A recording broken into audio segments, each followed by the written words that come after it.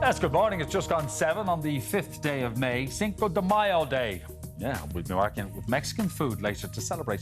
You're watching Friday's Early AM. Thanks for stopping by. Coming up, the government is exploring budget measures that could help householders move their home loans away from vulture funds. We'll have that story and the rest of the day's news coming up.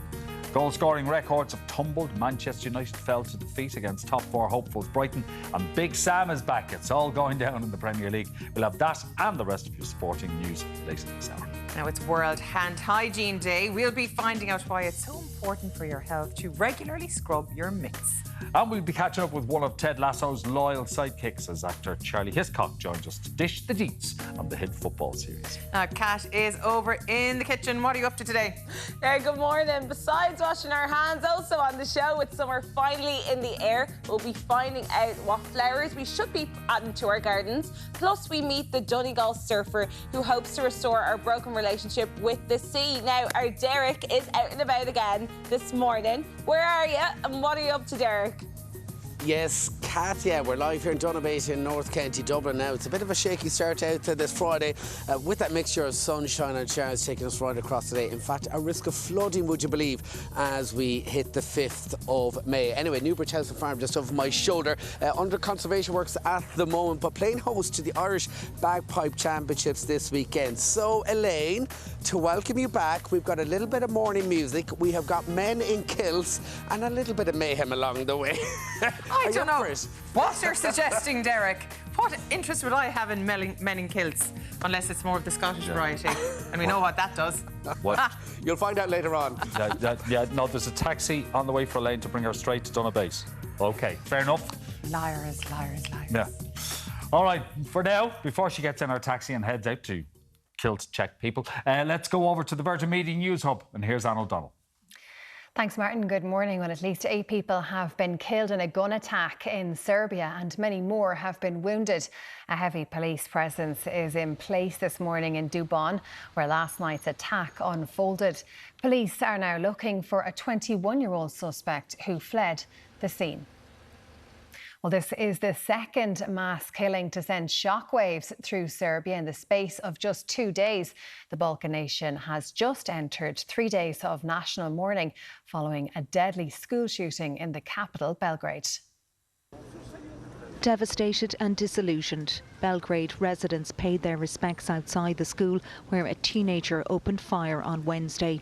The 13-year-old boy, armed with guns taken from his father, killed fellow students, 7 girls, 1 boy and a security guard before being arrested in the schoolyard. 6 children and a teacher were also hospitalised. 2 pupils remain in a critical condition. School shootings are extremely rare in the Balkan region. You know, America, this is common. This isn't common here. It doesn't happen here. You know, I mean, we moved here 4 years ago as we started a family to get away from this. Police said the killer made a list of children to target in a meticulously planned attack, the motive for which remains unclear. The shooter can't face criminal charges because he's under 14 and it will be up to social services to determine what will happen to him. 3 days of national mourning is now underway in Serbia, but healing from the pain of the tragedy will take the country significantly longer. Trish Laverty, Virgin Media News. Well, back home, Gardaí are appealing for witnesses after a man in his 20s was killed in a crash in County Cavan. The driver and sole occupant of the car was killed in the crash involving a lorry yesterday evening on the N3 at Ballyjamesduff. And the Health Minister, Stephen Donnelly, will address nurses at the INMO annual conference later this morning. Mr Donnelly will be likely to hear of overcrowding, burnout, staff shortages and stressful working conditions at the convention. We compare 14 insurance quotes to get you the best deal. So choose chill and work smarter, not harder. Yes, thank you very much, Ger. We're live here up in Newbridge House and Farm. Donabate in North County Dublin this morning. We're going to be giving you a sneak preview of some of the performers ahead of the Leinster Bagpipe Championships taking place here in the grounds tomorrow. So that's all to come later on this morning. Anyway, let's take an opening look at weather together now with Mark Armstrong on cameras. Nana Poo with us on the sound, and it's a bit of a shaky start through parts of the west out there this morning. We are looking at plenty of rain through parts of Clare into southern Galway, clipping parts of western Mayo and elsewhere through the Midlands into northern spots, not escaping either. So we're talking Ballymahan there in County Longford, Mullingar in County Westmeath, and Ballyjames Duff up in County Cavan. So do stay nice and dry, although it is holding a lot settled elsewhere now in that southerly airflow. Now, right across your Friday, take a look at the map. It is that mixture of sunshine and scattered showers. Where that rain does fall as it feeds up from the south, it may lean on the slightly heavier side, bringing with it that risk of ongoing thunderstorm activity, and would you believe, a risk of flooding out there as well today. Surface water expected on the road, so if you are making a wee bit of a road trip, stay nice and safe out there this Friday. Top temps of around 14 to 18 degrees, so once again bouncing back up to much milder values. Across then tonight, that rain easing back, a lot more settled conditions feeding its way into tomorrow morning. We're looking at a little bit of mist and fog as we work our way into the weekend, with values back to around 7 to 12 degrees. So that's how it's shaping up here in a dry and settled Donabate in North County Dublin. We'll be back again live at 7:35. Chill Insurance work harder so you can work smarter. We compare 14 quotes to get you the best deal. Now let's check on your morning paper, starting with the Irish Times. It leads with mortgage relief back on agenda after ECB rates rise. The paper reports that the reintroduction of mortgage interest relief will form part of negotiations on the budget within the government over the coming months. On the front page of the Irish Examiner is a similar story as they go with the headline, "No help likely for mortgage holders amid rates rise." The paper claims that ministers are extremely reluctant to reintroduce mortgage interest relief, despite warnings that homeowners can expect further pain in the months ahead. Moving over to the Irish Independent, which leads with plan to get home loans out of the clutches of vultures. The paper reporting that the government is exploring budget measures that could help householders to move their home loans away from vulture funds. On to the tabloids now, and the Irish Daily Mail opens with the same story. Its headline, ECB warns don't ease pain for mortgage holders. It states that the government is on a collision course with the European Central Bank over rising interest rates and whether to give householders a reprieve from the cost of living burden. Over to the front page of the Irish Daily Star, which reads, "Free as the bird." It features the first images in 3 years of the man who allegedly cleaned up the house where teenager Cian Mulready Woods was murdered following his release from prison yesterday morning. The Irish Mirror leads with, "I'm out, I'm off." The paper reports that RTE presenter Claire Byrne has pulled out of the race to be the next host of the Late Late Show, while 6-1 anchor Katrina Perry has announced she's to leave the national broadcaster. The Herald also leads with the Claire Byrne story, going with the headline, "Claire's Late Late No." It states that Byrne is the second big name to pull out of the running for hosting duties after Miriam O'Callaghan, with names by Brendan O'Connor and Sarah McInerney remaining in the mix. And finally, the Irish Sun leads with the same story. Again, writing, "Claire, my late tilt is over."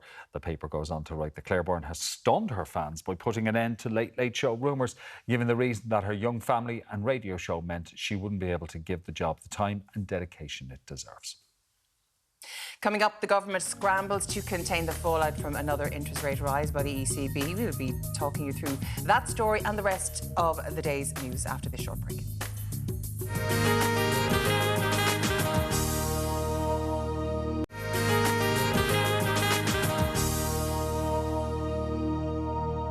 You're very welcome back. It's reported this morning that the government is exploring budget measures that could help householders move their home loans away from vulture funds. Joining us with that story and everything else in today's papers is Sean Defoe, Bauer Media political correspondent, and Christina Finn, political correspondent with the journal.ie.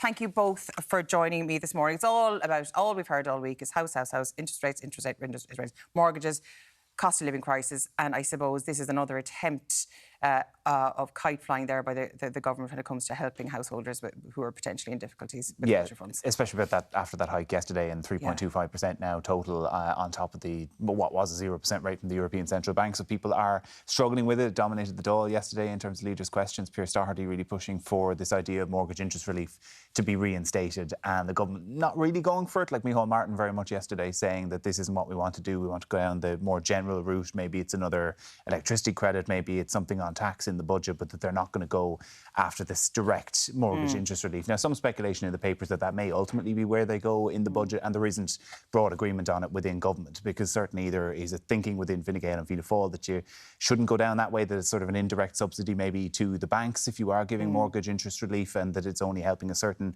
amount of the population. Maybe you talk about something like a renter's tax credit, but for homeowners in order to offset against the increased mortgage interest relief.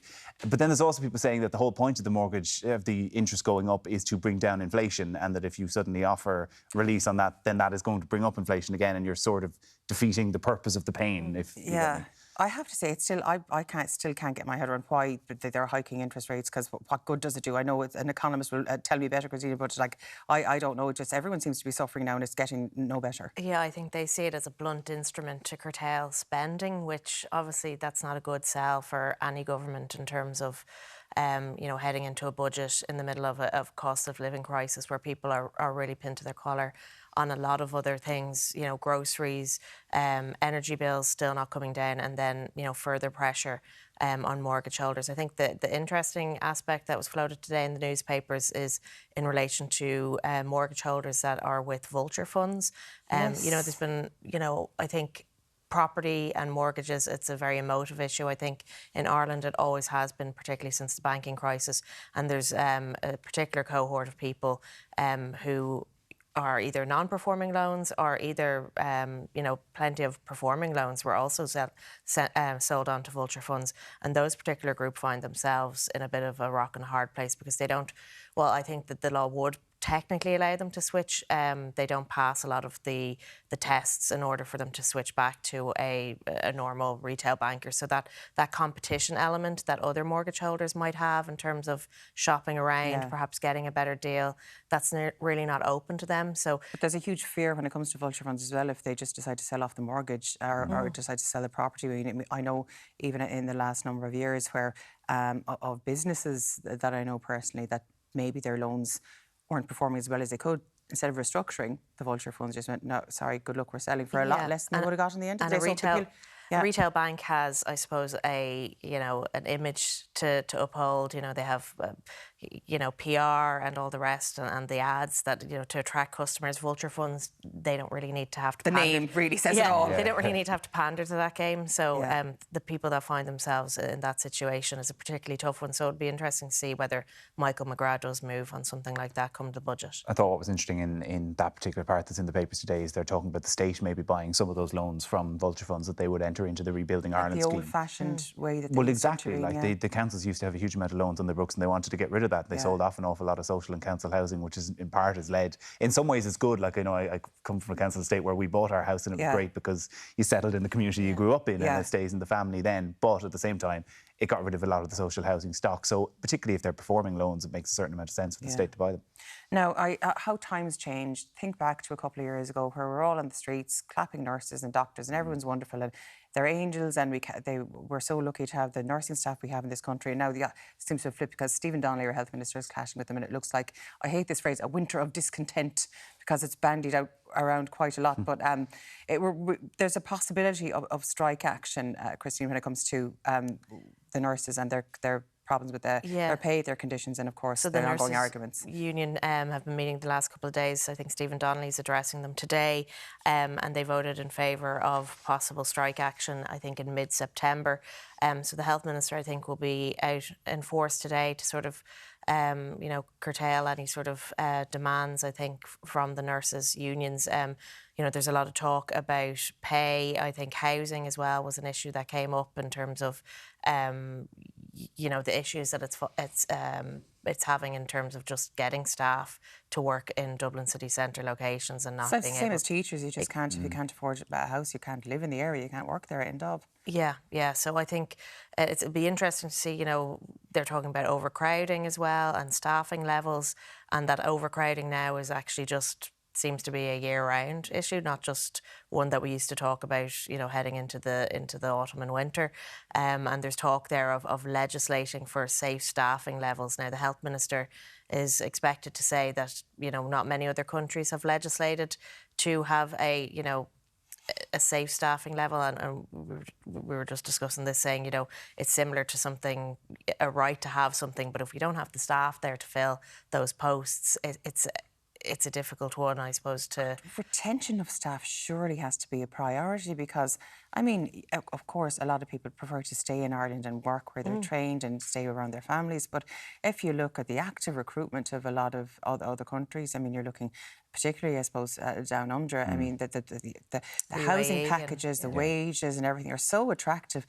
Like, why would you stay to live in basic poverty and misery if you can go somewhere else? And that's the problem here. And even if you're on a decent wage, because they're saying that the average package for a nurse, when you take everything into account, including overtime and benefits, is €63,000 a year, which used to be a very, very good wage in this country. But when you factor in rising inflation, rising house costs, everything else, it's obviously not enough to keep them to stay. And obviously, as you say, there are other countries, particularly Australia, offering these really, really good packages. I do wonder on that safe staffing legislation how much effect it would actually have. Like if you look at somewhere like the United States, not exactly a bastion of healthcare, to be fair, but they are looking to introduce similar legislation that would basically say there can only be so many patients per nurse, a little like the school teacher ratios, which is fine on paper, but in reality we know... What are you going to do, kick them out in the street if they're having a heart attack? If there's a surge, if 10 people arrive into an emergency department, what's it actually going to do? The problem is actually recruitment and then keeping them on. And I think according to the INMO, 33% of the student nurses in particular at the moment say if there was a bit extra staffing, if we weren't so swamped, we would consider staying. But why would we stay when not only is the remuneration better, but the conditions are better abroad as well? You're not feeling rewarded, you're not feeling that you're in any way of use, and that's what it translates into a pay packet, and that's what it boils down to. Now, we're all going to go bonkers this weekend. Born in the USA, Bruce Springsteen is here. Any of you going to the concert? Yes, I'm going. All right, go on. How excited are you? Yeah, no, I can't wait now. I went to the gig 7 years ago, and I wasn't a massive fan, but my mum was. And after going to the show, it was in Croke Park at the time, I was blown away by it. And ever since then, I was like, if he comes again, I'd definitely go. Like you're talking about, I think it was close to over 3 hours he played the last time he was here. So he doesn't have any support acts. So I think it's 7 p.m. sharp. They're telling us to be in our seats and ready to go. So yeah, I'm really looking forward to it. I wish the weather now might be a bit better, but... He's a proper rock star, though. Yeah, and really he's been doing the tour around. I've seen, like, Facebook, I think so many people have already got the selfies with him in Wicklow, and I think he pops into a few pubs in Dublin from time to time, so I'd say everyone will kind of have their eyes peeled for him. He pops to Shane MacGowan, of course, and he's gone off to, I think, Charlie Bird as well. But, I mean, that's what I love, and I think you mentioned going to a concert. When you go to a concert and you're like, oh my God, I never knew music could sound this good, that's when you know they're proper. They're not just flash in the pan, you know, like social media hyped singers or bands. It's like amazing, and you're like, oh my God, I'm going to go. I've got a serious jealousy, actually. I'm not a huge Springsteen fan, but I kind of like that. I kind of now want to see what the fuss is about. So, like, you know, but I did go to the Garth Brooks ones as well, so I tend to jump on the bandwagon. Now your music taste is up for question again and debate here. I know. And we can't leave today now without speculating on the covers of most of our papers, the front pages. Who's going to take the Late Late? Now, Claire Byrne has bowed out. We all thought she was a certainty for it. It's like there's a big. It's like our own version of Who Shot JR. I know, yeah. I thought she would, and you know, with all of Claire Byrne backing out of her original show and saying she wanted to spend more time with her family, you kind of thought, look, it's the Late a cunning Late. plan. Yeah, you'll take it. But she was my favourite. I thought she was the best at it because she's someone who can do that light and shade, which is so difficult to do, and particularly on a big stage like that. So I genuinely don't know. The papers are speculating of all sorts of people: Sarah McInerney, Brendan O'Connor, Patrick Keelty, Tommy Tiernan, all sorts. They've got a real problem. Brilliant. She was by far the best candidate. Now it's such a shame she's not doing it because fabulous presenter. But sure, who knows who we'll have? Who knows? Yeah. If you put your name in the hat, oh yes, of course. I will present the Late Late. Now, do you know what the thing? It's a bit like Man United after Alex Ferguson. The next person to take the gig is going to be a bit of a poison chalice, and who kind of wants that responsibility? Although they're paying huge money. Well, that's what I was going to say. If it was 10 times my current salary, you'd be like, yeah, maybe I'll do it. I think I'll take even that. If I tank the Late Late, might be attractive. Anyway, thank you both so much for joining us today, and have fun at the concert. Oh, well, indeed. I'll be thinking of you now. Coming up, we'll be taking a look at the big sports stories of the day. See you in just a few minutes.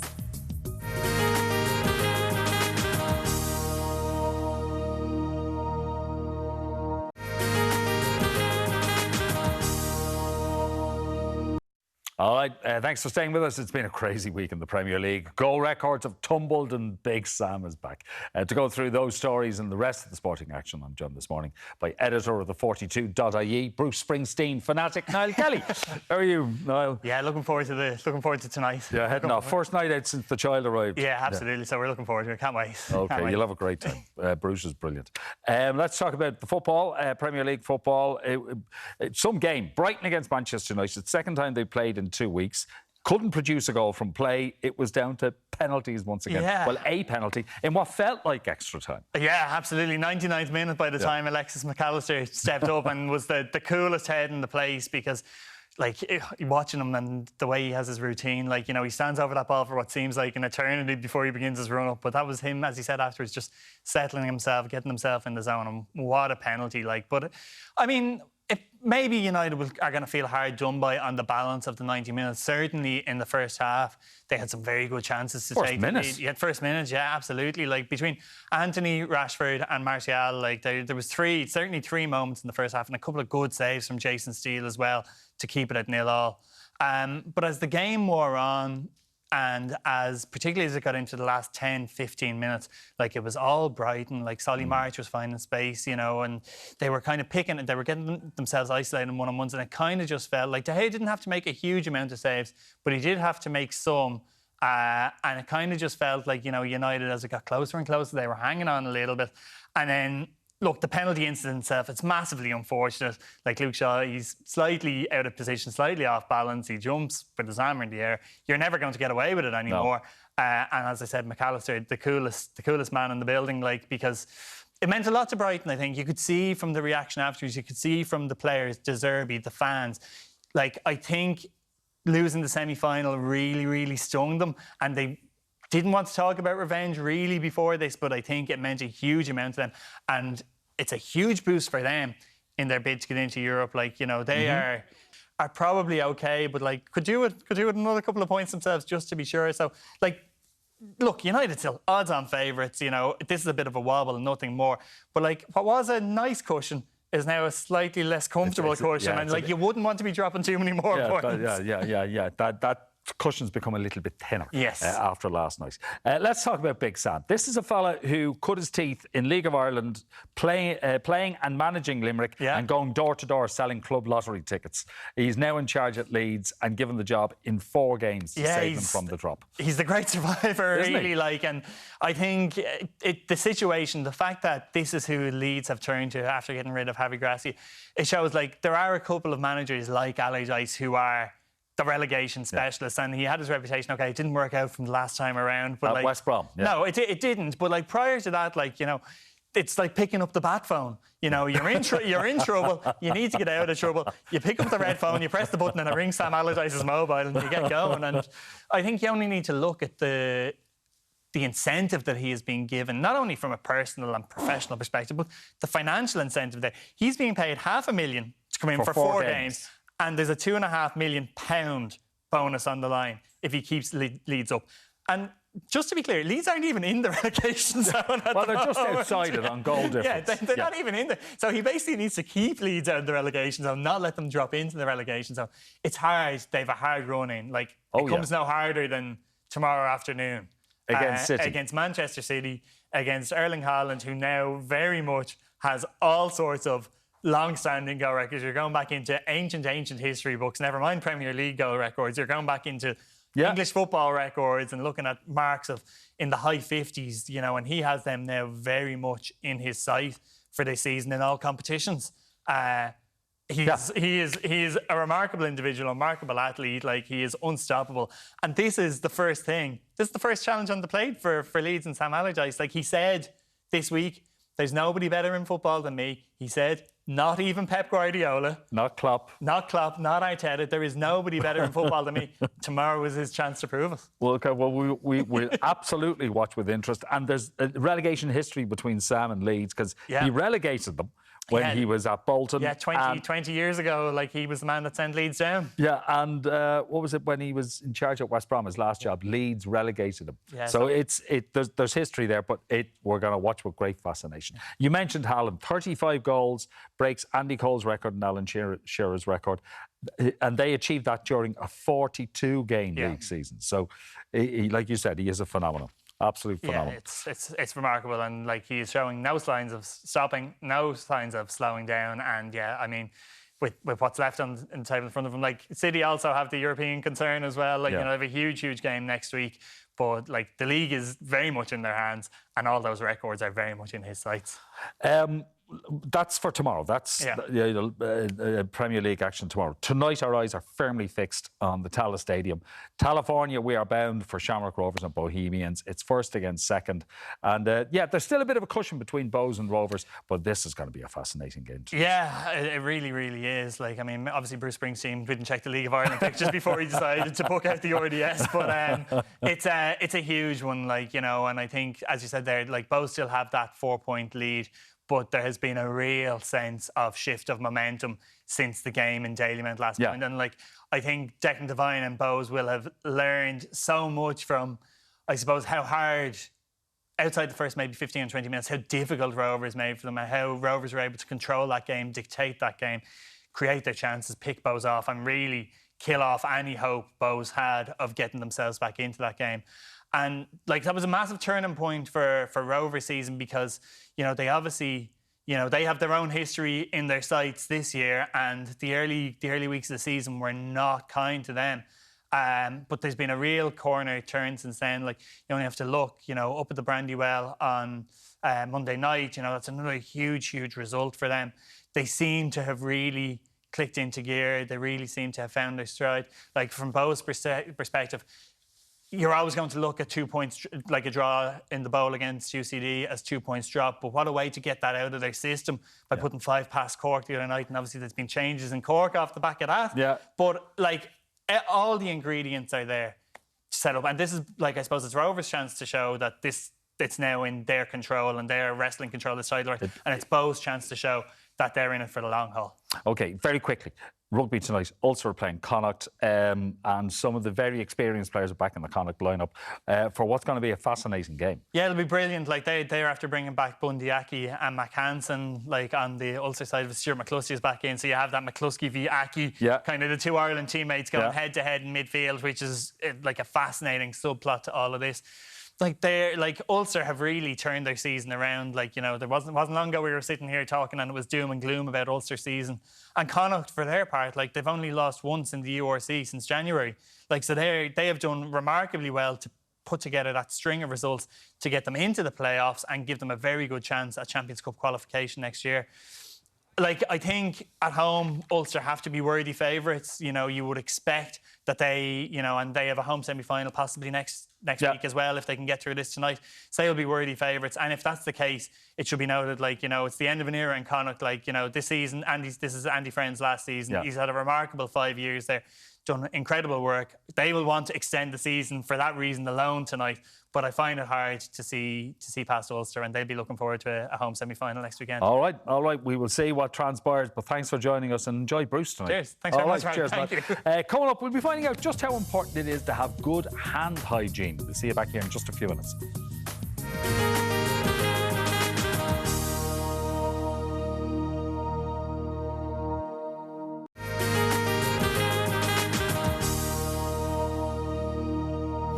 Yes, welcome back. Today marks the World Health Organization's Hand Hygiene Day. And this year, the HSE is urging everybody to get back to basics with their hand hygiene. And remember that it's not just for COVID, but for life. That's right. Now, Director of Nursing for the National Antimicrobial Resistance Infection Control Team, Josephine Galway, is here. You're very welcome. I suppose we'll just get straight into it. Now, this initiative by the WHO, Hand Hygiene Day, tell us all about it.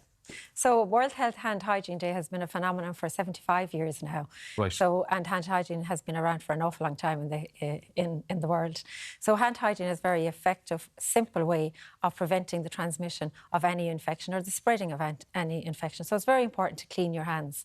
So clean hands prevents the spread of infection. So it wasn't just for COVID-19. We need to continue to focus on infection prevention and control and hand hygiene technique and cleaning hands for everybody. So it's true that our skin is a barrier, but our hands, you know, they can be up to our eyes, near our mouth, so that's really how it would spread rapidly. Yes, so I suppose our skin is the largest organ of the body. Yeah. Bacteria doesn't go through the skin, but certainly if we're not cleaning our hands, our hands are full of bacteria, but there's good bacteria and bacteria that are harmful. So if you had a harmful bacteria on your hands and you put your hands to your nose, to your mouth, or to your eye, the harmful bacteria can go into your system and maybe cause an infection. So it's really important to clean your hands. Or come from your nose or your mouth and into your hands. Absolutely, if you have a respiratory illness, for sure. So we got good for a while during COVID. Yes. Have we kind of, fallen off the ball, shall we say? I suppose certainly there was... fallen off the wagon. Yeah, and certainly there was very heightened awareness on hand hygiene during the COVID pandemic. And now that as we're slipping out, maybe we are falling back. So this is what World Hand Hygiene Day today is all about, is to recreate that heightened awareness, refocus on hand hygiene and clean your hands. And it's something that everybody can do. It's very simple, it's very effective, and it certainly prevents the spread of infection. Right, so will you show us properly how we should be cleaning our hands? I know you brought this apparatus here. Yeah, not everybody has one of these. Siobhan does. So talk us through this and what you're going to get us to do. So this is a glow germ box. So we use this to, I suppose, demonstrate really how clean your hands are. So we have a glitter bug cream gel that we can place on your hands, and you just do your hands as if you were going to do your hands normally and regularly. And when you place them under the box, we can see through an ultraviolet fluorescent light the areas that you've missed in your hands. Okay, right. So if we just... Okay. Yeah. And cream your hands. Give them a good... Oh, am I getting a go as well? Sure, sorry, I called you Siobhan. Josephine, of course. Sorry, my apologies for that. So this is showing us how you just do your hands yourself. And how easily we can miss the spots. Exactly. And there is typically missed areas within your hands. Right. So you can just rub for the purpose of the demonstration, the cream needs to be well rubbed in. Right, the cream is in. Yeah, so you can place it in under the glow germ box there, and you can see the areas that you've missed. So typically these areas there where you have, where the fluorescent light is all the areas that you've got, and the other areas are the areas that you've missed. So you can see the typical areas that you've missed at the front of the front of the fingers. If you turn your hand over, you can see that you've missed the backs of your hands, the thumb area, under the fingernails. So they're typical areas that it's very easy to miss, and you think you've cleaned your hands. Absolutely. Absolutely. So that's why the technique is really important, really, when you're doing your hand hygiene. In my head, while you were checking, I've been singing Happy Birthday twice.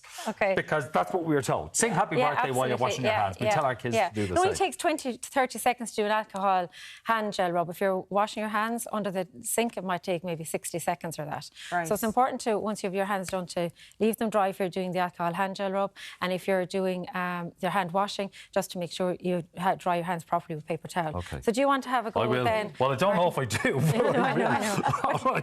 Let's look in here at the areas that you've missed there. So it's typical areas that you've missed again. So it's the fronts of the hands, the fronts of the fingers, turn over, the thumb area, the wrist, up near the wrist area, and under the nails there. So they're typical areas that are missed by everybody, really, by an awful lot of people, unless you do the hand hygiene technique properly. So I could be getting detention. We both getting detention with dirty our hands. Sorry. But at least, I suppose, the important thing is that you attempt and go and try and do properly. It's as easy to learn a good habit as it is a bad habit. So we're encouraging people to teach their family members, home, anywhere, to learn how to do hand hygiene. I thought I was there. Yeah, well, me too. And the thing is, we do wash our hands. We're told to do it, throughout the day, but when actually should we be doing it?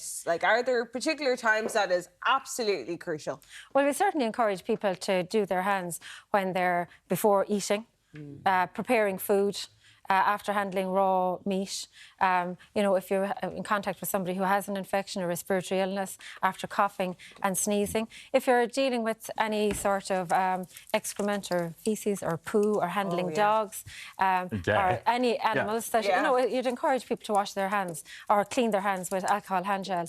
And the other thing is, if you're going to a hospital setting or a residential care setting or any care home or at home, or if you're caring for somebody at home in your own house, it's important that you wash your hands and mind the vulnerable children. children, the vulnerable adults, and people that are vulnerable in our society, as well as yourself. Okay, we're cleaning our hands. Yes. Yeah, we're using the hand sanitizer. It's dried in now. Yeah, but it's important that we do the technique right. Okay. So can we do the technique then?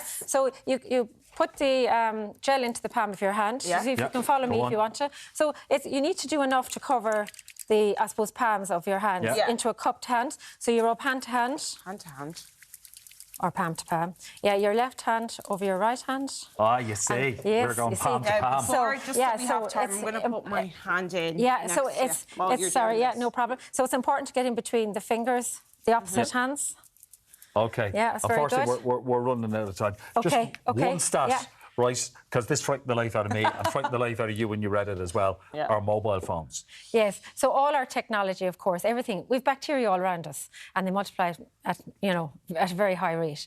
So it's important to keep your environment and your equipment clean. But the important thing really is to maintain the focus on hand hygiene. Once you move away from your equipment or you're going somewhere else, clean your hands. So the focus is on clean your hands. How much bacteria is on our mobile phones? Oh, millions. I don't. Just under 4,000. Yeah, it's a lot. So it's important to keep your hands Wipe clean. down those phones. Wipe down those phones, and you can get more information on keeping your hands clean and healthy at the hse.ie/hand hygiene. Still to come, he started his acting career at the age of just 9. Ted Lasso star Charlie Hiscock will be joining us for a chat. Plus, we'll be finding out what flowers we should be adding to our summer gardens. Stay with us. You're watching Ireland AM. Thanks, Josephine. Thanks, Josephine.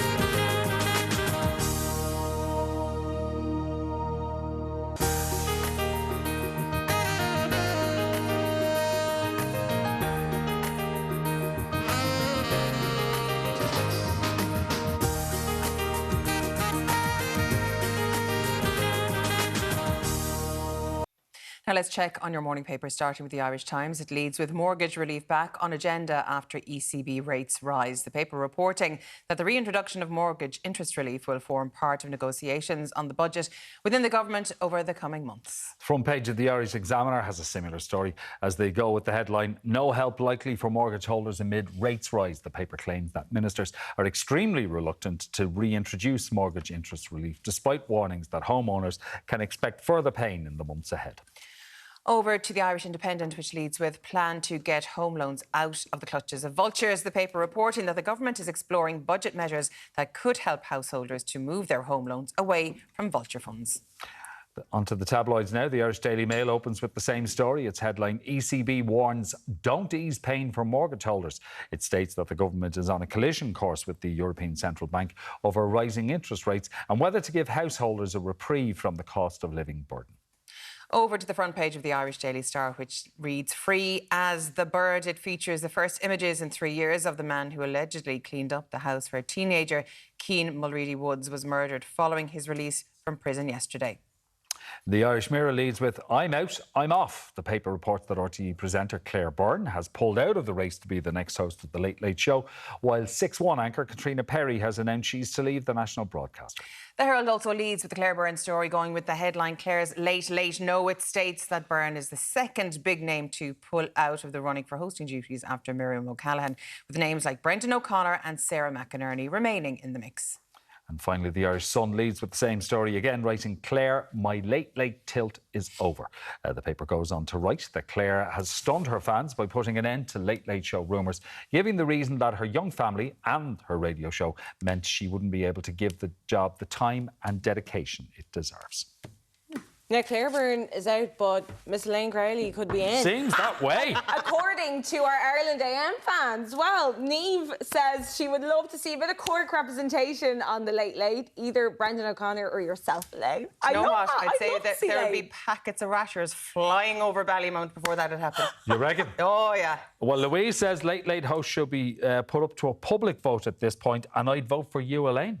Is that because everyone else is after ruling themselves out now at this stage? They're like, oh, if we're badly stuck, we go there. I actually think a public vote would be a good idea. Or they could do a poll just to see. But it should be Marty Morrissey if it was a public vote. Yeah, do you reckon? I reckon, yeah. But he'd bring some fun to it. Yeah, he's gas mad. Yeah. And who else is in the running for it now? Is it you saying Patrick Keelty? Well, Patrick Kilty's name... Well, Patrick's name was around when Gay Byrne announced he was stepping away from the show. Patrick, that stage, had a weekly show on the BBC. But, yeah. And his chat show... He was the only guy to convince Alex Ferguson into sitting down for a chat show And that's hard interview. to do. That's hard to get. And I don't think he's done very many Alex Ferguson. Well, maybe Tommy Tiernan, like if they could merge, he already has his show though. Yeah, and Tommy's brilliant at what he does. Yeah. I know, It's going to be interesting, all right. Rona did say like a pretty good point. Loved Tubridy, but didn't expect them to have so much trouble replacing him. OK, but Michelle says, I haven't watched the show in a few years now, but I'd come back to it for Elaine. There we go, another one.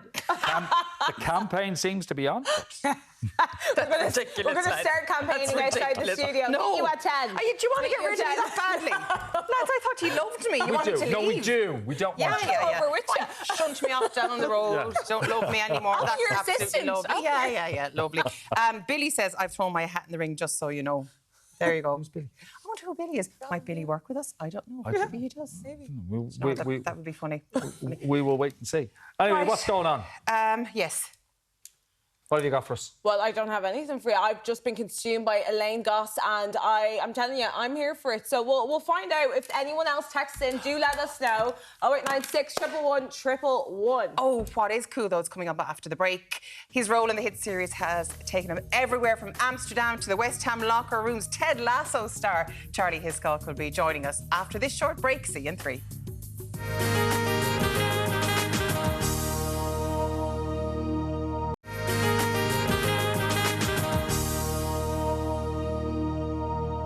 Back. They say a team is only as good as their kit man, and that rule applies even to the fictional Richmond FC in the hit Apple TV series Ted Lasso. We're joined now by actor Charlie Hiscock, who plays Will the Kit Man. But first, let's take a look at Will on the job. OK, Emery, we have scored excellently on kit presentation. Hanger integrity, insane. But we did drop a little on the towel folding, didn't we? But that's OK, I've been there. But that does lead us on to our next task, which is towel placement. The question is, are you ready? Yeah. Are you steady? Yeah. In that case, go, go, go, go, go, go, go, go, go!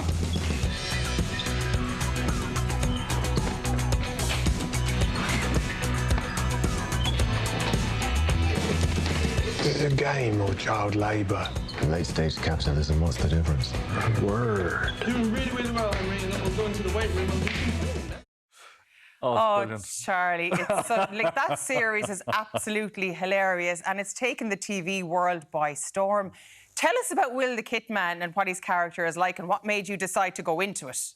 Although that's pretty Absolutely. obvious, I suppose. Yeah, no, Will Kitman, he is a lovely, lovely little chap. He's a perfectionist. He wants to do right by everyone at the club. And honestly, he will always have a little soft spot in my heart, little Will, because I feel like I brought a bit of myself. I feel like such an actor saying this, but I brought a bit of myself into the character, as I'm sure every person has in the show.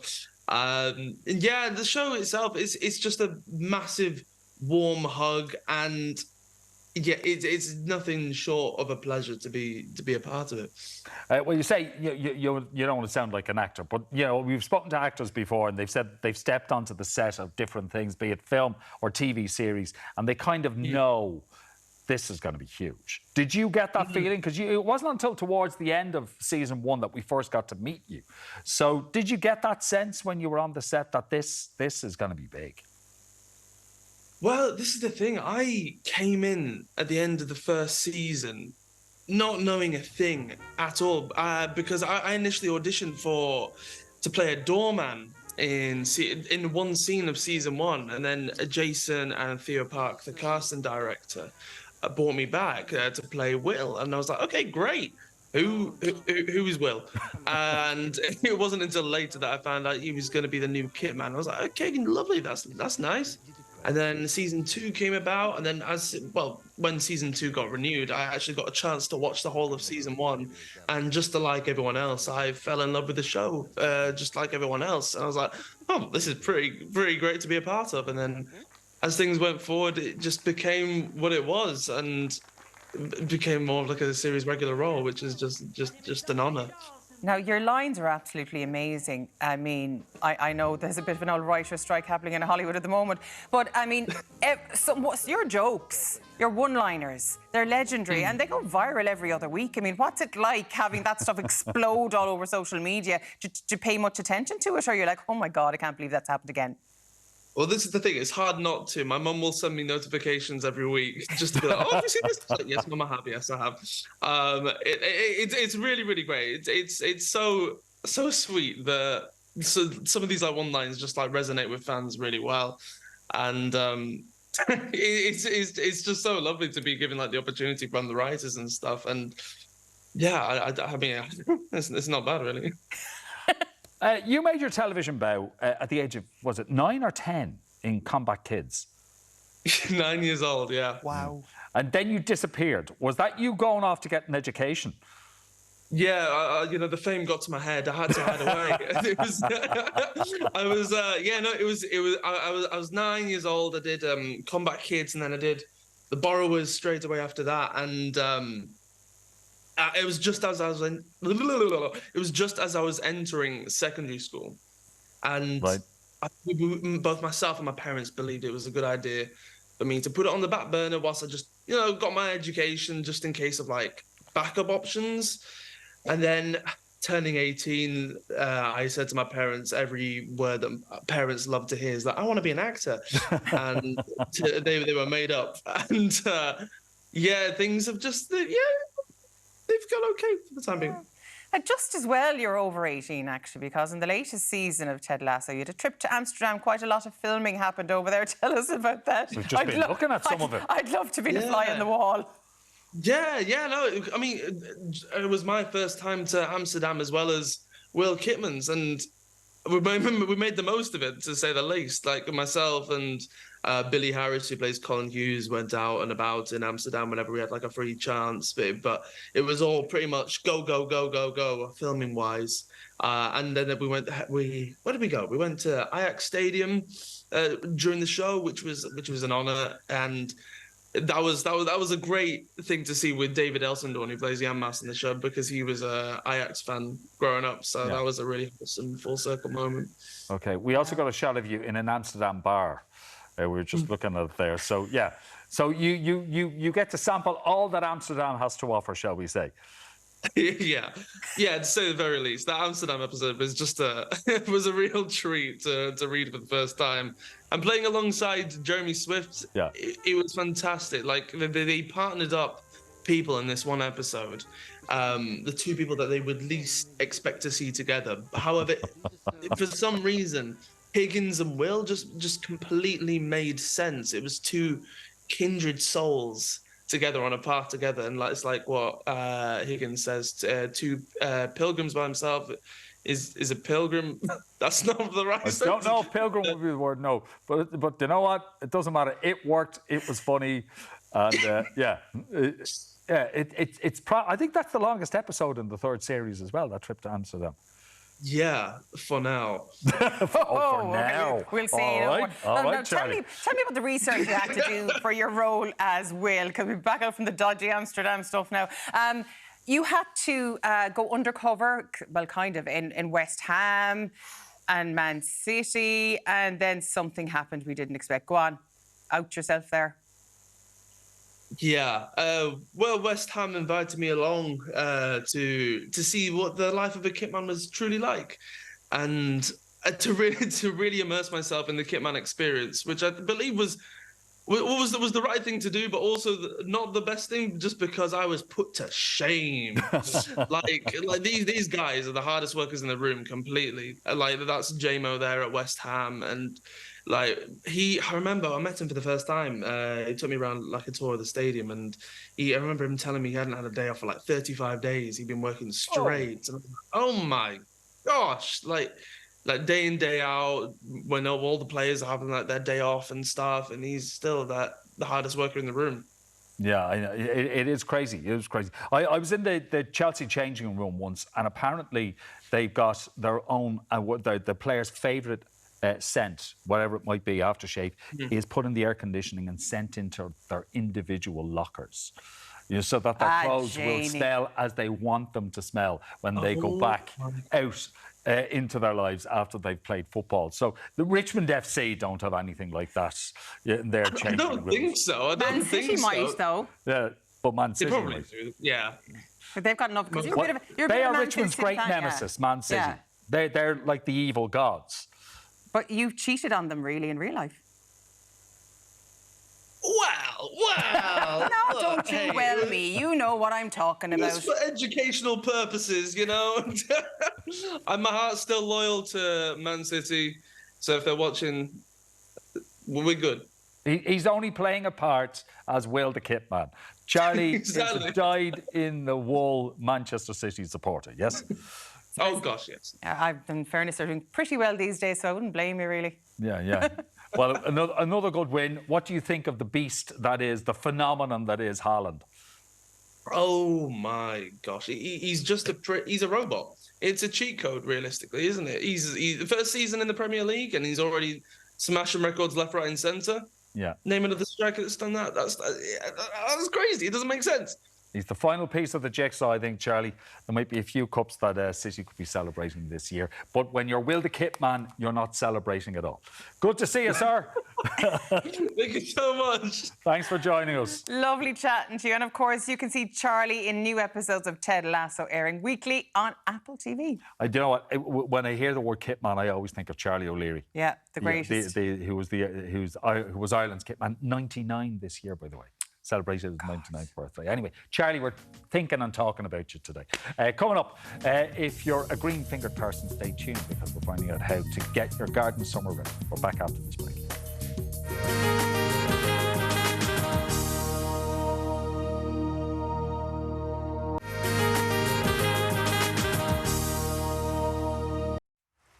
You're very welcome back to the show now. Summer is in the air and the warmer weather is edging ever closer. Well, not so much this morning, it's a bit nippy, but there is no time like the present to get your garden into tip-top shape. That's right. Well, the good news is that you don't need to break the bank when you want to do your garden and have it looking nice and lush. So to give you some tips and tricks and budget ideas, it's Nathan MacDonald from the Ballyseedy Home and Gardening. Good morning, Nathan. Very morning, welcome. ladies. I love the spread now today. Yeah, now, this is all about, kind of like us, low maintenance plants for your garden. That is what we're looking for. I think we had a conversation a minute about not getting our nails dirty. That you just both had them done. So that's what I'm here for. I said I'd get my nails dirty if you wanted, but you're having none of it. Now tell us.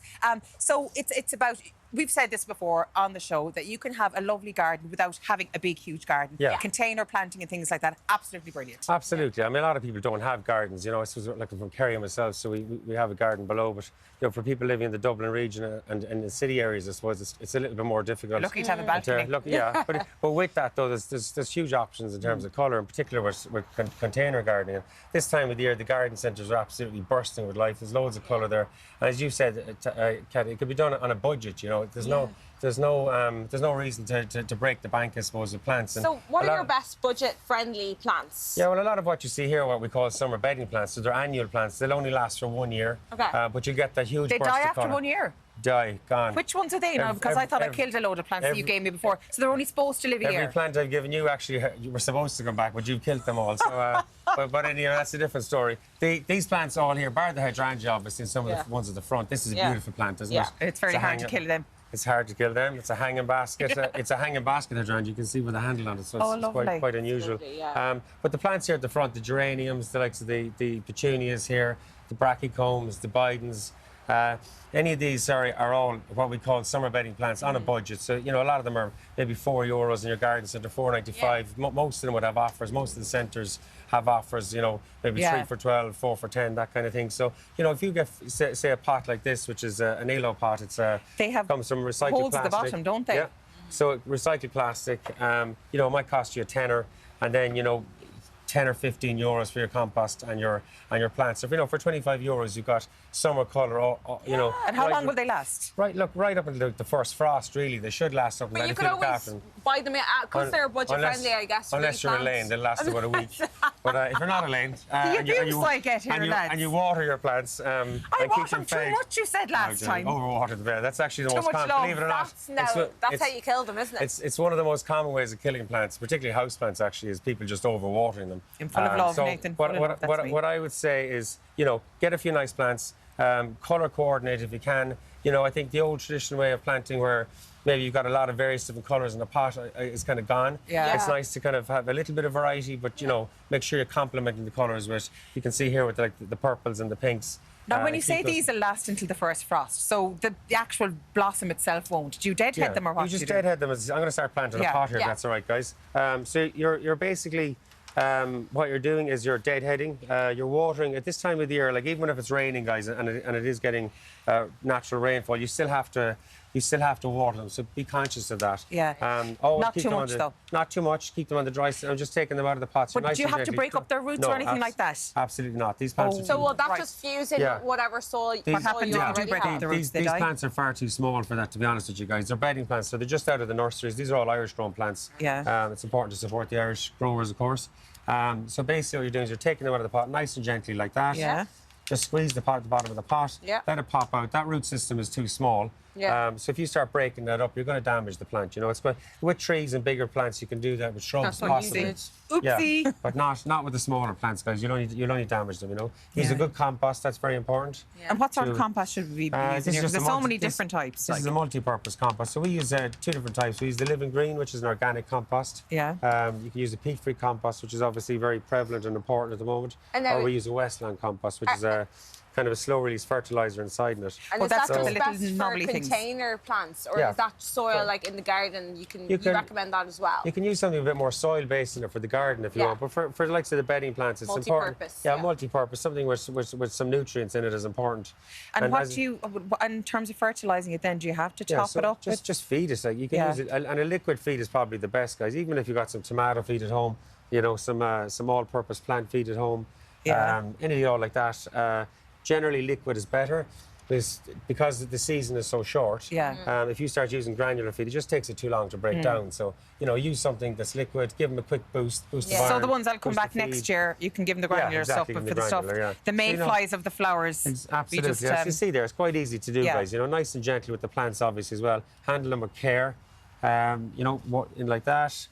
Bit of composting around them. So it's quite loose. The compost quite loose. I'll ferment it a little bit more now, without damaging too much. So you wouldn't fill it to the brim like with plants, kind of give it some space to blossom. Yeah, so you need to be able to water it as well. That's the other side of it, you know. Now, will these grow more? These will get massive. Really? Yeah, so these will double, if not treble in size. So then you're going to have a huge abundance of colour. So how long will it take them? This hydrangea obviously started off quite small, different type of plant, obviously, but within sort of 3 to 4 weeks, you'll see a huge amount of growth on that. You see the likes of this here? Yeah. Just deadhead that. So keep deadheading those.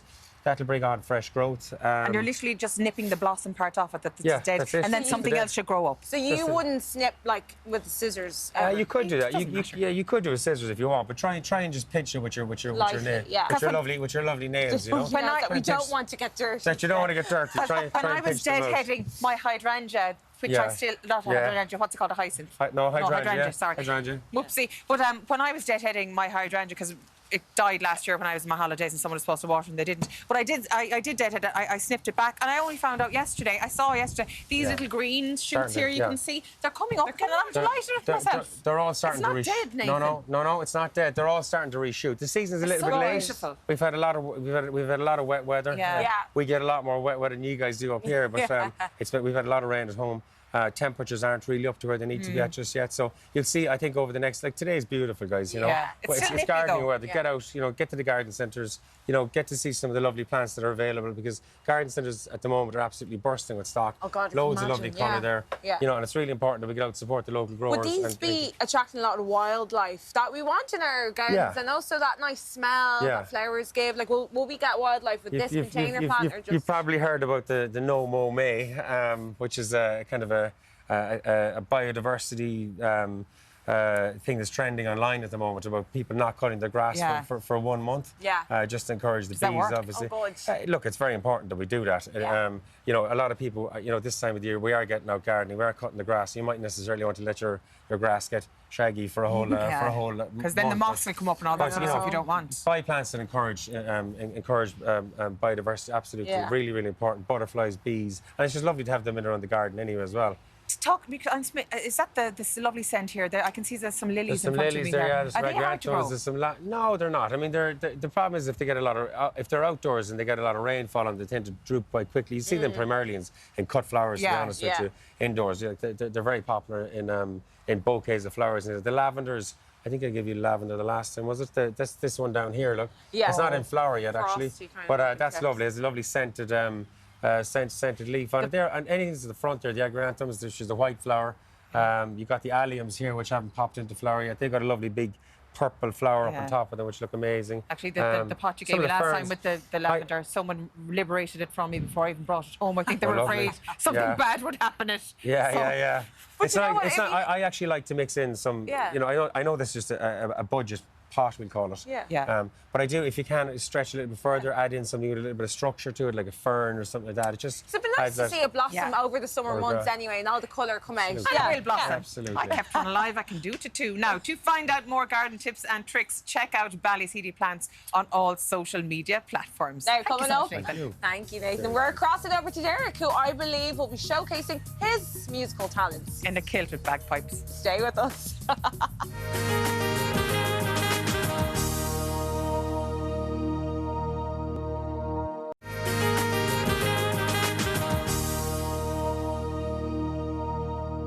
You're very welcome back to Ireland AM. Now, Derek has been off enjoying the musical talents in North County Dublin this morning. Well, how are you getting on, Derek? And have you become a maestro of the bagpipes? Yes. Well, I'm doing my best, Martin, but it's a bit of a tricky one, as you can imagine.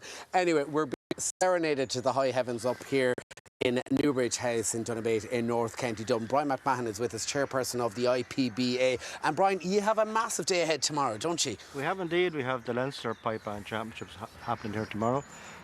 We've 18 bands attending, some from north of Ireland. All our championships are open, so the bands come from all over Ireland to it. And from what I gather, you're going to blow the roof off the place. Well, that's why we hold them outdoors. You know, pipes are quite loud, so they are an outdoor instrument, really. Now, tell us about the pipe bags you have there in your. Well, these bagpipes, people associate them with Scotland, but they're a Celtic instrument. They go back to maybe 800, 900. They were in Ireland up to then. P. Moore in Gaelic, they were called. Sometimes go as Highland pipes now. They have been known as war pipes, and they would have been used for bringing troops into battle, and way back in the 1200s, 1300s. And what's the difference between that and the uilleann pipe then? The uilleann pipe only developed around 1800. Basically, all bagpipes developed the same way. They're reed instruments. The uilleann pipe is bellows blown. They don't need to blow into them. This instrument kind of hasn't changed in 1,000 years. Okay. The uilleann pipe, all the valves are very modern. You know? And under the kilt, you are wearing something, right? Have no fear. We have no fear. Margaret Saunders. Margaret, this is an amalgamation of 3 pipe bands here this morning. This is indeed represented here by the youth of the pipe band. The Youth Pipe Band represented. We have New Roscommon District Pipe Band represented and St Joseph's Academy Pipe Band represented. And in terms of the colours then on the skirts, they're different for each pipe band? Absolutely. Every band chooses their own kilt, yeah. And some bands don't wear a colour like Minute, have a green kilt. OK, for the kilts. Now, Alex, what age are you? 15. How long are you playing? About 5 or 6 years now. About 5 or 6 years, and are you enjoying it? Yeah, it's great. You are, and I was watching you this morning. You're fantastic. And Amelia, what age are you? I'm 11. You're 11, and when did you get the bagpipes? I got them at Christmas. So you got them from Santa? Yeah. And you're playing since Christmas, are you enjoying it? Yeah, I am. All right, so I know you're going to give us a live performance here this morning. Thank you very much, Amelia. I know the guys are warming up here behind me. The Leinster Open Pipe Bag Championships taking place this weekend on the grounds here of Newbridge House in Donabate in County Kildare, or County Dublin, by the way. You're going to love what we have here this morning. Take it away, guys.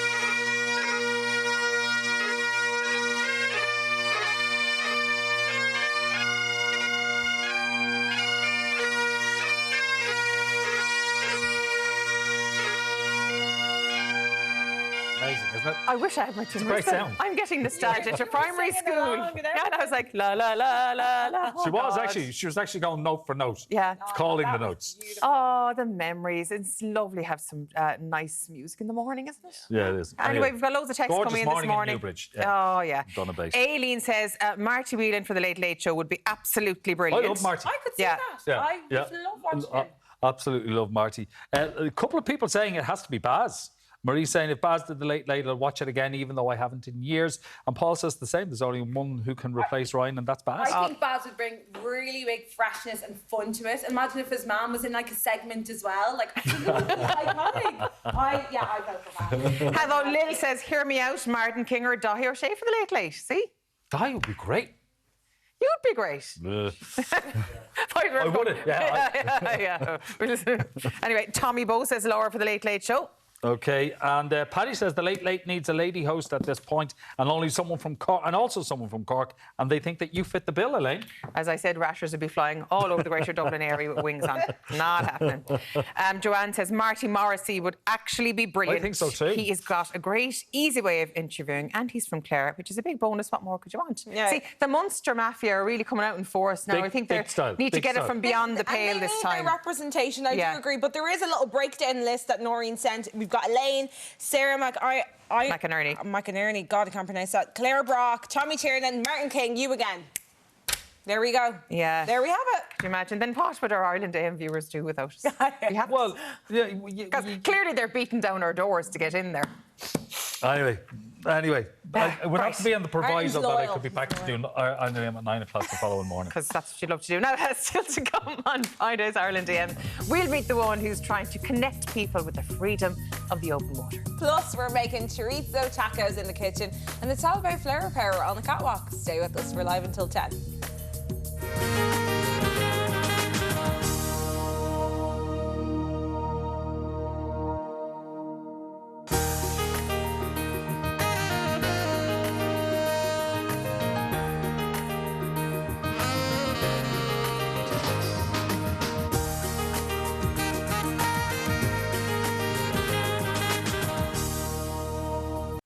Now let's check on your morning paper, starting with the Irish Times. It leads with mortgage relief back on agenda after ECB rates rise. The paper reports that the reintroduction of mortgage interest relief will form part of negotiations on the budget within the government over the coming months. Front page of the Irish Examiner is carrying a similar story as they go with the headline, "No help likely for mortgage holders amid rates rise."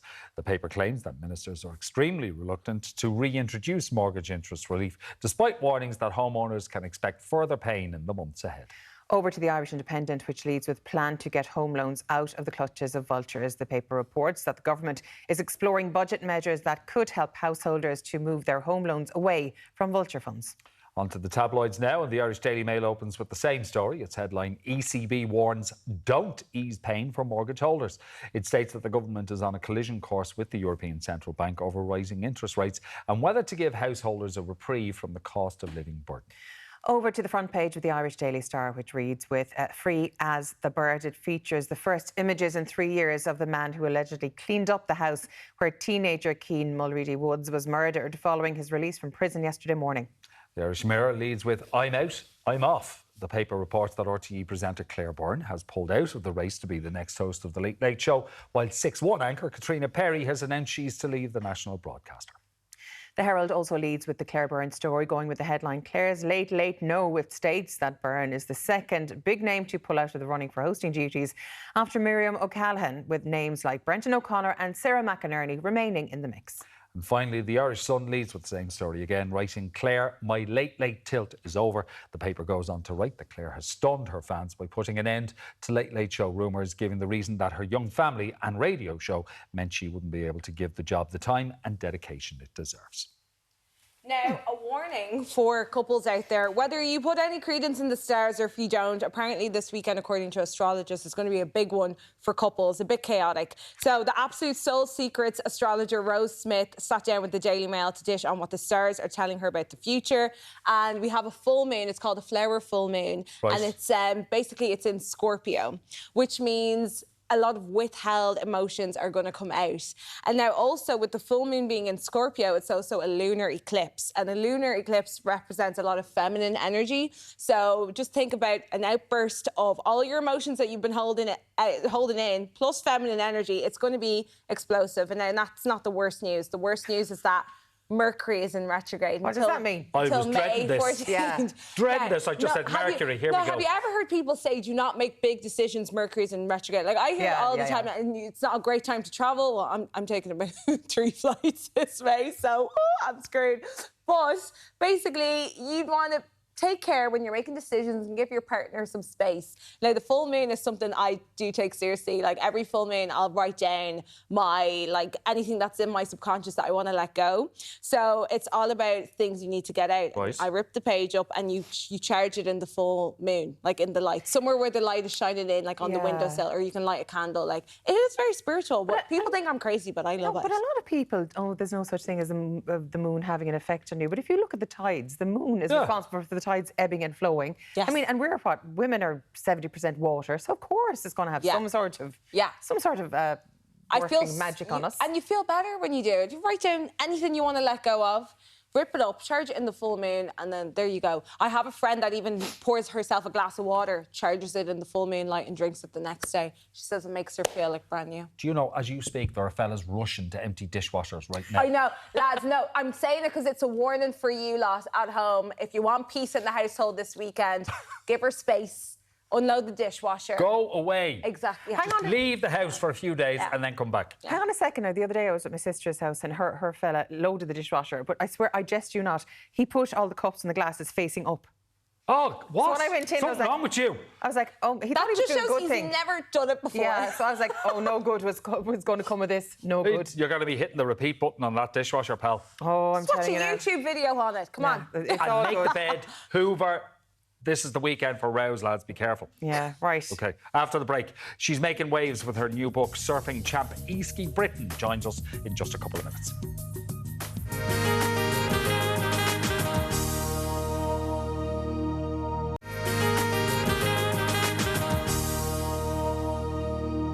You're very welcome back to the show. Now our next guest is a scientist, a writer, an accomplished painter and a filmmaker as well as a dedicated surfer. The sea has been her passion since she was a child, when she first encountered the crashing waves of the ocean at home in Donegal.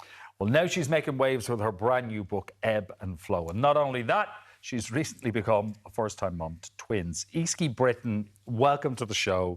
Thank you for coming in. For those who don't know you, tell us how you got into surfing. Yeah, thanks for having me. I was kind of born into surfing, which is unusual. I grew up and learned to surf in Resnala Beach, born to surfing parents. So they kind of are the early pioneers of surfing in the country, really, especially my dad and his brothers, who kind of kicked it off in the 60s. Dad's been surfing from the age of 12, and I still go surfing with him now, and he's in his late 60s. And I've been standing on a surfboard since the age of 4, so I think it's safe to say I definitely have salt water in my blood. Yeah, because when people think of surfing, I mean, you look back at Hawaii and big waves like that, but there's a very strong surfing tradition now in Ireland, because we get some great waves here. It's chilly, but we get great waves. Yeah, and it's really interesting to see it grow. Like, we're in our family, we've got third-generation surfers now. We can say we're a surfing family, which, I mean, it's kind of would have been unheard of, or people wouldn't have even considered Ireland to be somewhere like a surfing destination. But we're on the edge of the Atlantic Ocean, exposed to all the energy that's there. So it's actually one of the best places for surf. But it is just a bit cold, wild, and unpredictable. Yeah, just the right clothes will sort you out. Yeah, well, that's been a game changer as well. Yeah. Speaking of, I mean, you've been heavily involved in getting the right clothes for the right sort of women as well. Yeah, just everything I do is kind of shaped around how do I make those experiences in water that can be so restorative, so healing, more accessible to more people. And from my experience, it's been profoundly transformative. But yeah, it's just not as easy for everyone to access, depending on where you are, who you are. So tell us about Iran. Iran was a game changer. I mean, it's definitely not like a surf destination that comes to mind when you think of going on a surf trip.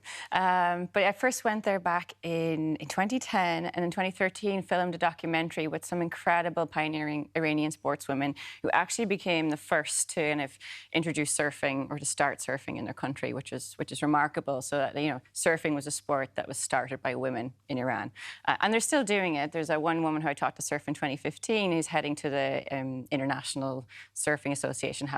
The World Games are on next month, so she's competing at that. So it's, again, like real history-making stuff. But one of the barriers there to participating in it and representing her country is she has to be covered, the rules of their government. And yet there was no surf gear that you could wear that was kind of functional and safe and that wouldn't half drown you. And cultural. Yeah, that's culturally appropriate or for various reasons too. We find that there's loads of different reasons, body image and everything else, protection from sun. And but a lot of the surf products are just designed, like most sports, by and for men. And so developing something like the Sea Suit with Finisterre over in Cornwall in the UK was just a wonderful creative project to look at a way of breaking down one of those barriers. Which is absolutely amazing, because any little thing we can do to chip away at the barriers that do exist for women is so rewarding. Yeah, I think so. Your name, Easkey. Go on, explain that, because I know all our viewers will be like, where did she get that one from? Well, I'm named after the place, Easkey in County Sligo, but it's a famous sort of surfing spot as well, one of my dad's favourite waves. I also love the name. Of course, it's associated with fish in Irish, and there's a really important salmon river that comes out there and creates this wave, and so I often feel a great affinity to the salmon and the salmon of knowledge. But I guess my name is a reminder of that importance of those connections with nature and the more than human world, and that our ancestors really kind of paid attention to that and understood things like the health of rivers and the life cycle of salmon, and that's all tied up in our mythology with the Bradon Fassa, salmon of knowledge. So yeah, I've really, I guess, looking back on it, I've really kind of embodied a lot of what my name holds. Like there's a real power in the naming and the story of that. I kind of feel like, I've been possibly living that out now for a while. What's a name? But a name for you is very apt, really, when you think about it. Just point her towards home. As soon as you hear a name, you know where she lives. Like the migrating salmon, I'll be able to find my birth river, You became a mum as well, so congratulations on the birth of your twins, a beautiful boy and girl. Congratulations on your book. Thank you. And it was when you became pregnant that you decided, I'm going to throw myself into this. It's called Ebb and Flow. So tell us the process of writing the book while pregnant and how the pregnancy changed you. Well, yeah, it was fascinating the creative process, and then writing a book about water called Ebb and Flow during pregnancy was really interesting. So I've been used to, like, my whole life, my body being my ocean-going vessel. It's where I feel most at home. And then during my pregnancy, like, that all changed. Like, everything was different. And my whole experience of being immersed in the sea changed, how I felt surfing, and as it progressed, then it became almost so unfamiliar to me, these sensations I was having.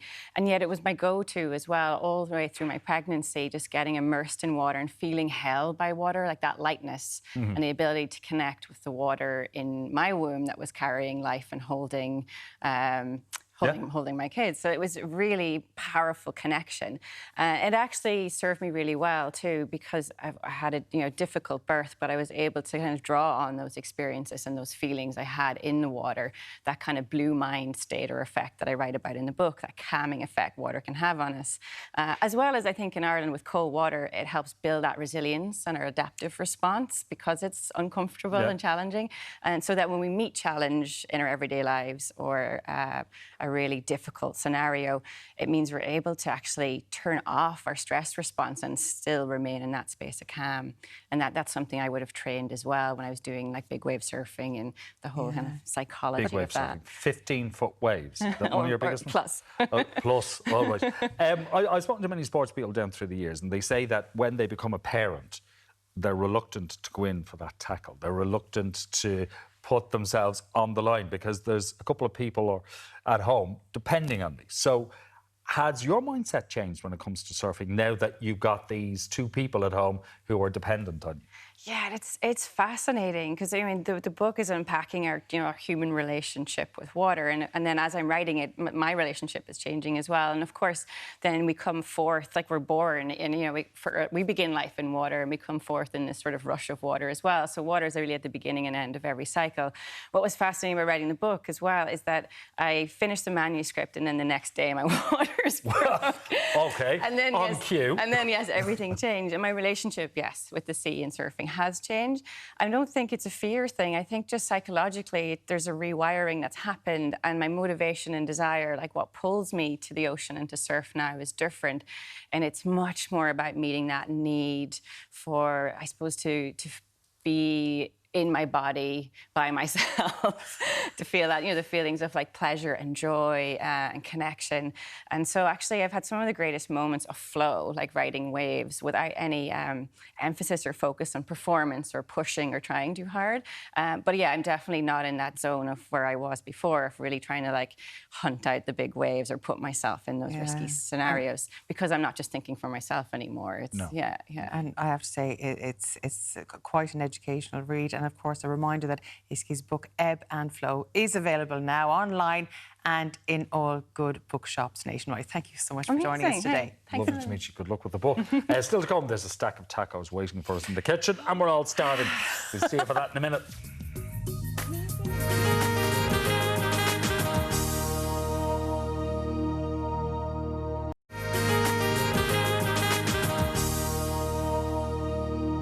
Let's welcome back, and a very happy Cinco de Mayo to all who celebrate. Well, Chef Lily Ramirez Flores from Picado Mexican is joining us with a tasty treat for the occasion, because we are celebrating today, aren't we? Yeah. In a way, in your own way. Sort of. I have to say this, but like Mexicans don't celebrate Cinco de Mayo. It's not an American thing. Yeah. It's okay. Yeah. It's an huge holiday outside Mexico, but in Mexico we go Cinco de who? Yeah, all right, fair enough. All right. Well, we've cleared that up. Okay, cleared that up. Guess what? We'll use any excuse to eat Mexican food. Exactly. Yeah. That I can totally subscribe to. So today I'm making one of my favourite quick breakfasts, and we're trying to make it live, so... all right, good luck with that. Okay, there's not one that I made up earlier. So this is potato and chorizo taco. If you go to a taco stand in Mexico, you're going to find a version of this taco everywhere. But I love the fact that it's potatoes and chorizo, so it's like a mashup of Mexican and Irish things, but it is a Mexican thing. So are they finely diced? So I have potatoes. Yeah. Finely diced. Now I did them very finely because I want to do these quick. You don't want to eat undercooked potatoes. At home, they get a little bit thicker, right? Okay. So I'm just going to wait till the potatoes release their starch, and then we're going to add beautiful chorizo. And again, cut into small strips. In Mexico, we use raw chorizo. This is Spanish chorizo because it's what we can get here. But in Mexico, chorizo is made with chilies, and it's not cured. It's a raw sausage. But to be honest... Does it make much of a difference? I think after 23 years in Ireland, I don't notice the difference anymore. When I go home, I kind of taste... and there is a little bit of a difference. But this version of the taco is delicious anyway. And what we want to do here is let that chorizo release all those beautiful, spicy and oily flavours, and coat all our potatoes with them. Because you even see the lovely colour translating to the potatoes. It's gorgeous. Yeah, and like I know at home you can't, but the smells in the studio are amazing. Okay. While this is doing, I'm starting to heat my corn tortillas. Always corn, please. Always corn. Always no corn. Wheat. True Mexican corn tortilla.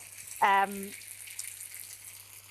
this is a dry pan. We're just very high heat, and we want them a little bit brown, and that's all you need. What I love is that what I've noticed is as you take them off the pan, you've got a little warmer for them to go into. Yes. They're so cute. This is like a tortilla cozy.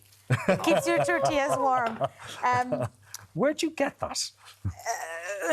You can buy it with us at Picado. Product placement. Very subtle, I promise. I didn't pay Martin to do that. No, she didn't actually. It is just really cute. Yeah, actually, they're a great little thing to have, because otherwise you can use a thick tea towel and it'll be perfectly fine. But you just doesn't have any gluten, so it's perfect for celiacs. Yeah. But you do want to make sure that it's warm. Otherwise, they're a bit carby. And we don't want that. No. I've noticed that the fat in the chorizo has really set that up. Yes, I had very little olive oil in the pan at the beginning when I put the potatoes, and they look good, right? I'm adding some onions, and that's just onions sliced and cut into half moons. And all of this is gonna give our taco this delicious flavour. And now, is there any alternative for the chorizo if you have someone that's vegan, vegetarian in the family? Totally. We have, in Mexico, we have a chili called cascabel. And cascabel is a little rattly chili, and that's the chili we use in Mexico to make chorizo. But chorizo is made with chili, not with paprika, the way it's done in Spain, right? In Mexico, we use chilies for chorizo. So you can rehydrate that chili, boil it until it's soft, then puree it in the blender, and you have the flavors of chorizo. You can add a bit of garlic as well. And without the meat, it's great. And there's loads of recipes online for vegan chorizo. I'm adding chili because it's a Mexican taco, so, you know, we have to. You want a bit of heat, a bit of a kick. A little bit of heat. This is a little red Kenyan chili. You can buy them in any supermarket. They're really, really flavoursome. Not a lot of heat, just a little bit of heat. And then when you feel like the onions have softened and you can see the chorizo starting to crisp up, it's time to add a little bit of tomato. And what the tomato's going to do, and I'm cutting it again super fine, what the tomato's going to do is it's going to create sort of like a sauce, an inbuilt sauce in your taco. So this is great. And we won't need any salsa or dips or anything. No, we'll get that from the tomato. You can if you want, but you'll get that from the tomato. So we're going to get that tomato. And from here on in, it's just letting that tomato soften and go a little bit mushy. And you then season with salt, which I forgot today, obviously. Shocking. You know, a chef with no salt. Oh, my God, I'll never leave this one. Do you know what? You picked the right dish to forget your salt in, because with chorizo, there is a nice bit of salt.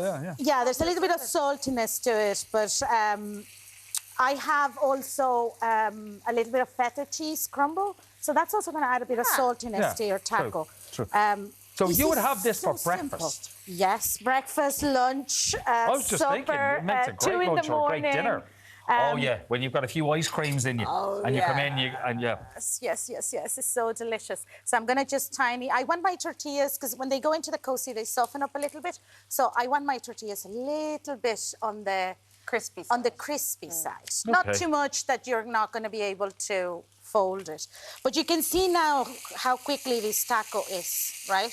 So the tomatoes are softened. Now I have very high heat, and you can see all the splashes. I pity whoever's going to end up cleaning these. I have a meeting, did I say? Right after the segment's over. So I'm going to give you some, and then you can tell me if this is the potatoes are fully cooked.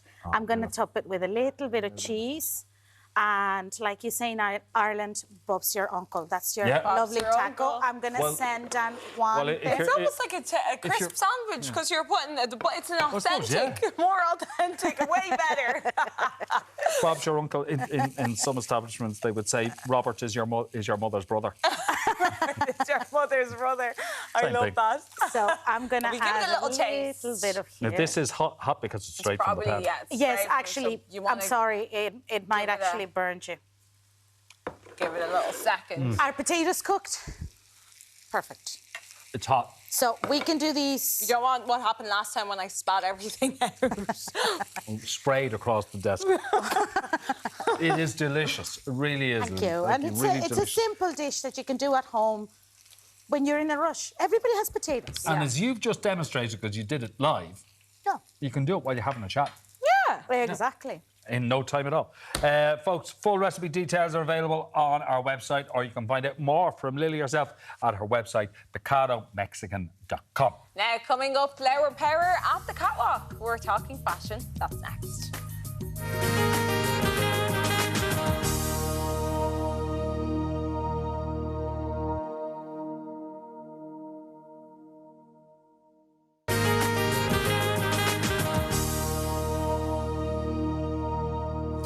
Thanks for staying with us. There hasn't been so much flower power in one place in Woodstock in 1969. Yes, peace and love to stylist Emily O'Donnell, who joins us with a masterclass in florals. I love that. Good Peace morning. and love right back at you, girls. So what do we have today? Well, Anna Wintour famously once said in The Devil Wears Prada, florals for spring, groundbreaking. But the ones I have today most certainly are, even if she did say it with a hint of sarcasm. So I've got some gorgeous florals for all occasions from 3 great Irish female family-run businesses. OK, so first off, what do we have? First of all, we have florals for day. So as we know, we're not getting the best weather, and this gorgeous look from New Mood is a lovely way to do the trend by buying pieces that you're going to have in the wardrobe forever. New Mood, of course, based in Wexford, have a great edit of both casual and dressy wear. What I love about this is the colour. We're not going too far realistically in Ireland without a raincoat, so I think it's a really nice way to maybe put the winter coat away, but also have something that looks lighter and fresher. And in terms of the florals with this, a lot of people don't want to wear them top to toe. So I've added them in with this gorgeous top that we're seeing under the coat from Cecil. It's just a really nice shape. Erdem have done a lot of these kind of abstract florals. I think it's a very friendly top in terms of size and shape. It's going to work for day or for night, but for today, I kept the styling quite simple with a gorgeous pair of white trousers from Robel. These are the famous Robel trousers. New Mood are one of the biggest stockists in Ireland of Robel. They come in every shape, size and colour, and they're just a really nice pair of trousers that you can take from day to night really easily. They're going to work with everything, and I just styled them with some cute runners. They're Veja inspired. Elaine knows how much I love a tribute. I do like a tribute, and they are from Memories, who of course have a great range of shoes, but I just think if you're looking for a really nice casual outfit, then look no further than New Mood. And a lot of the pieces that I'm showing, they do come in similar colours, and there's lots available, but it's just nice and friendly and nothing too scary there. And there's some more colour with the florals. Yeah, so we are going for a little bit of colour now, so this would be gorgeous for any occasion. This is from learboutique.ie. Lear Boutique, another great business like New Mood, started during the pandemic, female run, and Sonia, who actually owns Lear, is currently awaiting labour. She held on for Ireland AM, and I kid you not, she was getting a fresh delivery of these famous Jolie Mott dresses in today, so she was joking. She said, I'll hang on till Friday, Emily. So we might have an Ireland AM exclusive here, but what I love about this is the denim jacket. You reference Woodstock, you reference flower power, and it's back. We're seeing it all over the catwalks, and it's just easy. Look, I know. My mum actually rang to tell me that Elaine had gotten the memo. My mum was like, Elaine's a step ahead of you, Emily. She's got the vibe going on already, so I love to see that. Jacket. She's always representing as well when I'm on my slots. And this jacket actually goes up to a size 26, which is really inclusive, as do all the pieces from Lear. The Jolie Mott dress that Ursula is going to show us now, it is one of the most flattering brands of dresses. They will fit any shape or size, really good in terms of price. And Sonia's actually just gotten these in every conceivable colour and print. The bag is lovely as well. Isn't it beautiful, Elaine? It's a little bit of a take on what Prada and Bottega are doing, but at a fraction of the price. And Sonia also has lovely Gucci-inspired ones, which she gets in from time to time, so well worth keeping an eye on that. And I just love the dress. It's so friendly. It's got pockets, really, really wearable. It won't crease if you're going to a wedding abroad, and styled with these gorgeous shoes. As you can see, I've brought the flower power right down to the heels with these gorgeous shoes from Memories. They just look really, really nice. They're picking up on the blue in the dress, and they're just a nice heel length, not too high. And I think Ursula just looks gorgeous. Absolutely. Yeah, fabulous. and you could style that down with a pair of runners as well. Yeah. Really, really wearable and friendly. This is a bit of a va-va-voom. This is a bit of a vibe, isn't it? Yeah. This is from memoriesboutique.ie, and what they're famous for is really unusual pieces that you won't see anywhere else. What I love about this is we're seeing a lot of summer festivals and concerts coming back. People are desperate for a bit of fun, and I love this. We're starting off with the glasses, which are, of course, Gucci inspired. Elaine knows how much I love the tributes, and I just think they look fab. And what I love about the jacket that we're seeing on Natalia is it's got the gorgeous pearl detail around the neck, so it looks really, really expensive looking, and something, I suppose, a little bit different, they also have one with the pearls going right down the middle. Yeah. So if you want to bring a little bit of kind of maybe Karl Lagerfeld meets Woodstock, this is the vibe you're going to be going for. But what I think grabbed everyone's eye in the studio here has to be this gorgeous Metallic dress. florals, yes. It's metallic florals. Yes, Elaine, ticking those trends. I get very excited. This is just such a friendly dress. It's got 70s references with the kimono style. I love that. Elastic waist, really friendly length. And it moves so nicely. Yeah. Doesn't like, it? Yeah. The fabric is beautiful. And the bag picks up the colour beautifully in the dress. Of course. Doesn't it? This bag is actually back by popular demand here today. I showcased a similar one a while ago and it's sold out in a matter of minutes. So this is inspired by Dolce & Gabbana. And if you do like the dress, it also comes in blue and coral as well. So. And wedges, a maxi dress and wedges. Yes. Perfect summer wedding Isn't attire. it? You It smells summer. Yeah. Everyone loves wedges. Yeah. You want comfort now. These come again in more colours, all of which can be seen on memoriesboutique.ie. But I just love it. Like, it looks so expensive as well. It's what we're seeing all the really pricey designers doing, but it's a fraction of the cost. And this lovely blue is everywhere this season. Yumiko is dressed up. Isn't it? Yumiko is dressed here from newmood.ie, and this is a really fine example of their new dressy evening wear edit. They're actually aiming to be the one-stop shop for occasion wear in Wexford and maybe indeed in Ireland this year, as they are opening a brand new shop, The Fitting Room, and they're very excited about that. But what I love about what they're doing is they're bringing dresses that you won't see anywhere else to the market. I suppose mother of the bride races, weddings, people want something beautiful. This hangs so well, it's really flattering, and what I love about the waist is you can adjust it. Everyone's been that person at a function where they're wearing something too tight and you want to just let a bit of air out after the meal. Feel a bit like a wrapped ham after You do. dinner. Nobody wants that. And speaking of fitting, Patsy and Michelle, who own New Mood, have just been to England. They have trained as professional bra fitters. So not only can you go and get your dress, you can book a private appointment and get your bra fitted as well, because so many people in Ireland are actually wearing the wrong size bra, which has a huge impact on how things look. Shoes again, taking a bit of inspiration from Sarah Jessica Parker and Manolo Blahnik. They come in a gorgeous lilac and a neutral as well. Memories have an incredible selection of shoes in store at the moment. And I just think the pop of blue with the fascinator and the bag, if you are in the market for something lovely, do check out New Mood because the dresses are gorgeous. Great range of international and Irish brands. As always, Emily, thank you so much. Oh, thanks, ladies. I'm glad you like them. Now it's over to Martin. Coming up tomorrow, as the coronation of Britain's King Charles takes place, we'll be asking, do we really care? We'll also meet the IFTA-nominated star who's fronting the new Irish movie focusing on Gaelic football. Plus, from Barbie to Indiana Jones, we look ahead to the biggest blockbusters to look forward to this summer. And I'm actually taking part in Darkness into Light tomorrow. Hey. So You'll be up early. I'll be bright and early, yeah. I'll be bringing you a special report, so you don't want to miss that. All of that plus Irish stew in the kitchen and holiday styles on the catwalk. We're back tomorrow from 9. So what time are you getting up at? I don't know if I should even go to bed at all. Honestly, if I'm up at 2:30, I don't know if I should go to bed at all, but I'll still bring all the energy, so do not be worried. What time actually is sunrise? Is it like 5:30, 6? Well, we have to get there at 3, so I think everyone be walking in, maybe, because now it's getting a lot earlier because of the summer. Well, yeah. It's May. Yeah, but it'll be a great atmosphere. Yeah, I'm looking biggest forward to it, sunrise of the year, as we say. Yeah. Absolutely. Tons of texts are in. More late. Yeah. More late. Let's see. We're looking at Baz, loads of Baz variations, and Anton Savage as well. People are thinking of. He'll be with us on Yeah. Sunday. Yeah. Okay. All right. Sorry. All right. See ya.